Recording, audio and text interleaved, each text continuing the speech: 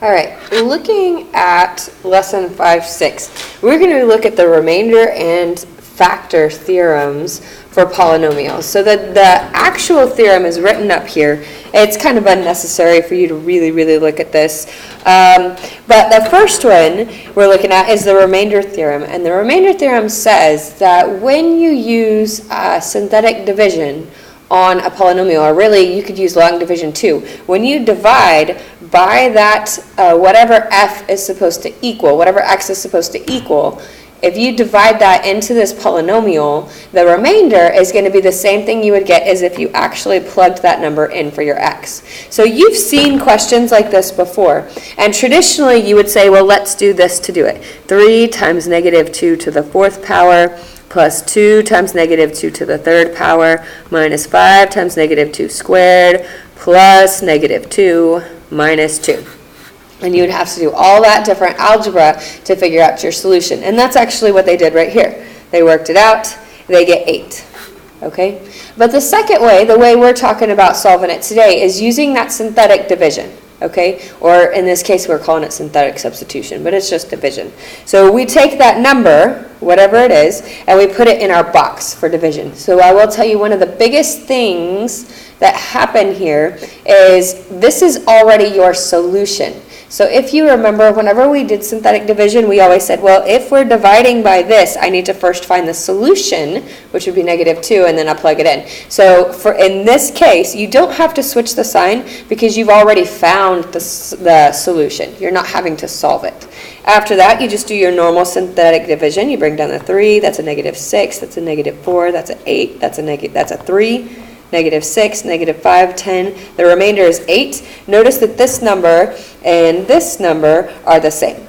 Okay, so in a lot of ways, really using the synthetic division to solve this is a lot quicker. Okay, so looking down here at our examples, question number 1. I want to find f of negative 5 and f of 1/2 for each of these functions. So I'm going to have to do this twice. First, I'm going to put the negative 5 in my box. Again, my coefficients go across the top.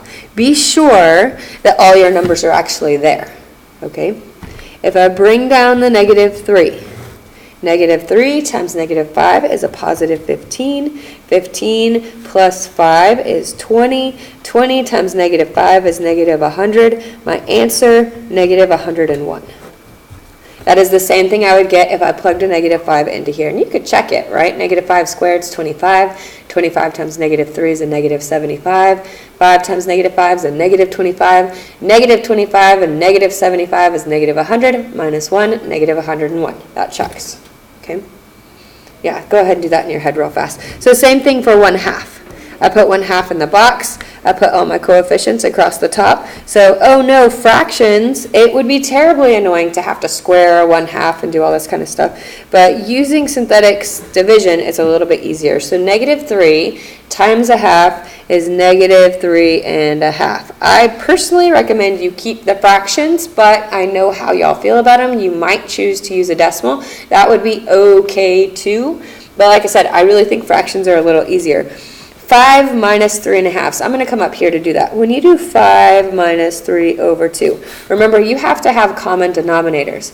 Your common denominator here would be 2. So how do I put a 5 that's technically over 1 over 2? Well, I multiply the top and bottom by 2, and that gives me 10 over 2 minus 3 over 2. Now I have common denominators. 10 minus 3 is 7 over 2 would be what goes down here. Okay. When you multiply fractions, 7 over 2 times 1 over 2 is 7 over 4. You multiply the tops, you multiply the bottoms, 7 over 4 goes right here. Again, if I was going to subtract those, I'll come up here again. That's negative 1 plus 7 over 4. Again, you would have to find common denominators there. This would be the same thing as negative 4 over 4 plus 7 over 4 equals 3 over 4. Is your solution. Okay?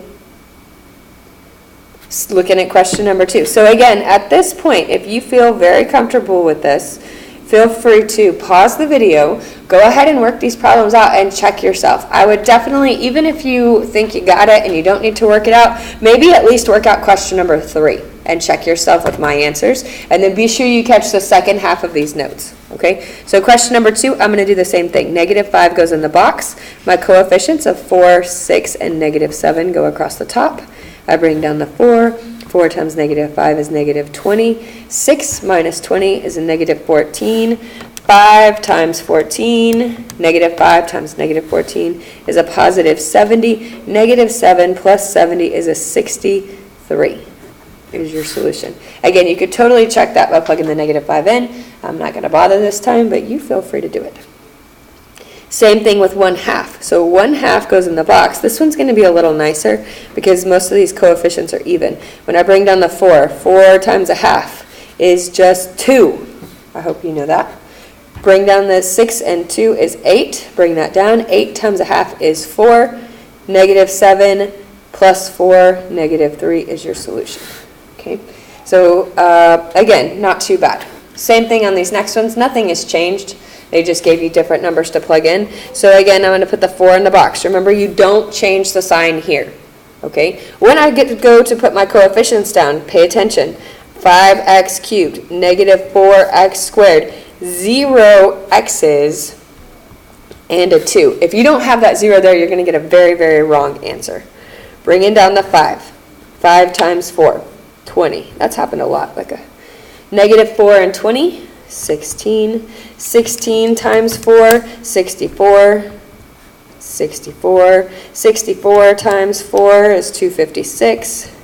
256 plus 2, 258 is your answer.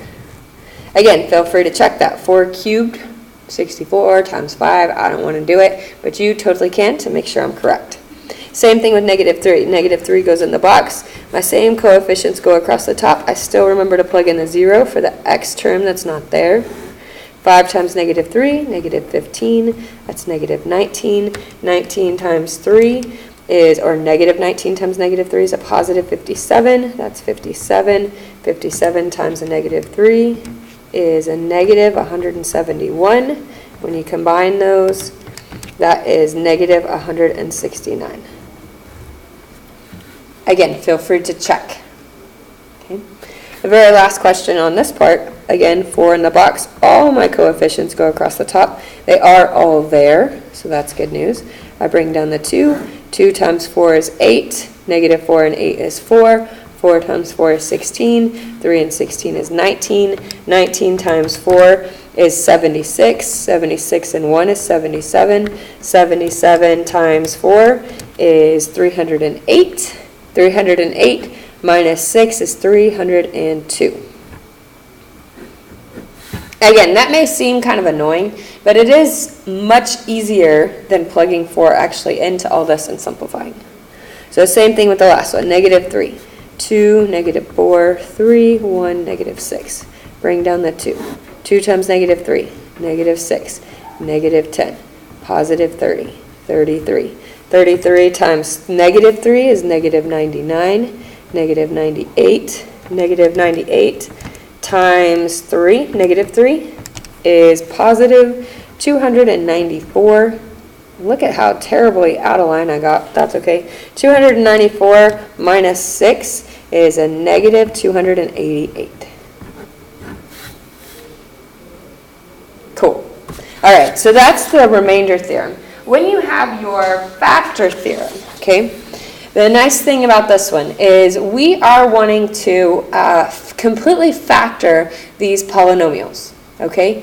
And when you look at the question, the only way you know how to factor something with 4 terms is by grouping. And this one cannot be grouped. So, but if you know one of the factors, you can divide it out and then factor what's left. Okay, so to divide this out, we're actually going to use synthetic division again. Remember this time, when you plug this into the box, you have to actually find your solution there. So that's an x minus 2. My solution is a positive 2, so positive 2 is what goes in the box. Okay, so remember, this is different from the other side. Other side, sign stays the same. On this side, you have to switch it because you're finding your solution. After that, all the coefficients go across the top. That's a 1, 1, -10, and 8. You bring down the 1. 1 times 2 is 2. 1 and 2 is 3. 3 times 2 is 6, negative 4. Negative 4 times 2 is a negative 8, and your remainder is 0. On every one of these, you should get a remainder of 0. If you don't, you should check your division or be sure that you actually wrote the solution here. Okay. After this, I go back and plug my x's in, just like when we divided. Start with 1x less than what you had to begin with. So that was an x to the third. This is going to be an x squared plus 3x minus 4. Okay, so I need to find my remaining factors. I know x minus 2 is one of them. To find the rest of them, I just need to factor this polynomial. And the good news is you've been doing this for a while. I draw my two parentheses. Plus minus is a plus and a minus. What multiplies to be 4 and subtracts to be 3? That's 4 and 1. So these are the remaining factors of this polynomial. So same thing on the number 2. Again, if you got this, pause the video, go ahead, skip ahead of me. Check your answers with me at the end. Same thing, your solution goes in the box. The solution is a negative 3. Across the top, coefficients, 1, negative 4, negative 11, 30. Bring down the 1. 1 times negative 3, negative 7, positive 21, positive 10, negative 30. Good news, remainder of 0. Remember, it should be a remainder of 0 every time. Plug it in. X squared plus, nope, not true. X squared minus 7x plus 10. Again, I can factor this one just fine. A minus and a plus is 2 minuses. Multiplies to be 10 and adds to be 7 is a 5 and a 2. These are all pretty basic factoring questions. Going on to the next one. Again, solution goes in the box. That's a negative 7, 1, 15, 71, and 105. I bring down the 1, negative 7. 15 minus 7 is a positive 8. I had a moment there, I wasn't sure. 8 times negative 7 is negative 56. 56, or 71 minus 56 is a 15. 15 times 7, negative 7 is a negative 105. Good news. I was scared with all those big numbers there. Again, plug your x's back in. Start with one less. So that's x squared plus 8x plus 15. Again, I can draw my two parentheses. That's a plus and a plus. Multiplies to be 15 and adds to be 8 is a 5 and a 3.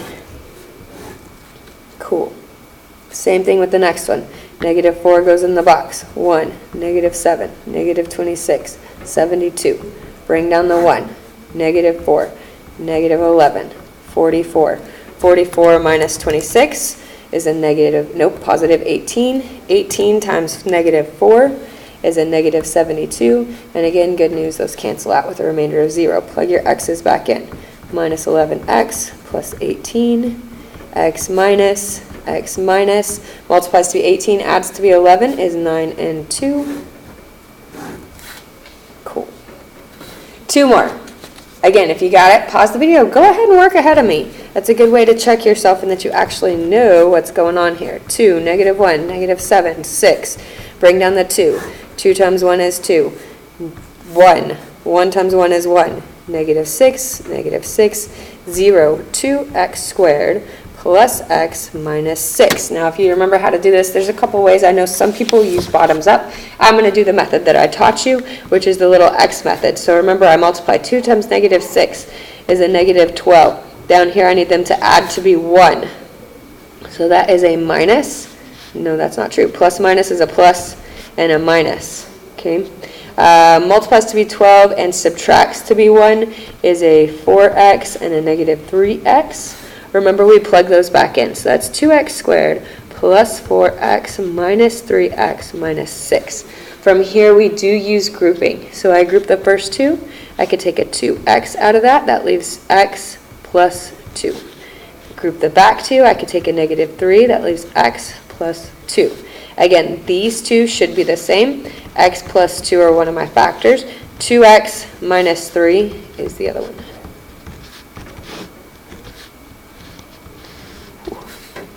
I almost ran out of room.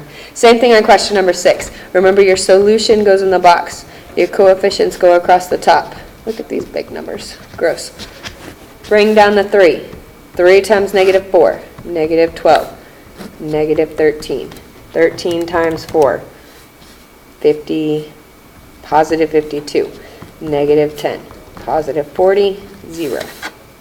Again, plug in your x's. 3x squared minus 13x minus 10. Again, I'm going to do my x over here. 3, that's a negative 30. That's a negative 13. Minus is a minus plus. Multiplies to be 30 and subtracts to be 13. Subtracts to be 13. Don't tell me 10 and 3 because it's 15 and 2.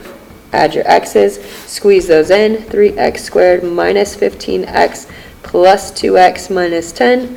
Factor 3x out, that's an x minus 5. 2 out, that's an x minus 5. That makes my solutions x minus 5 and 3x plus 2.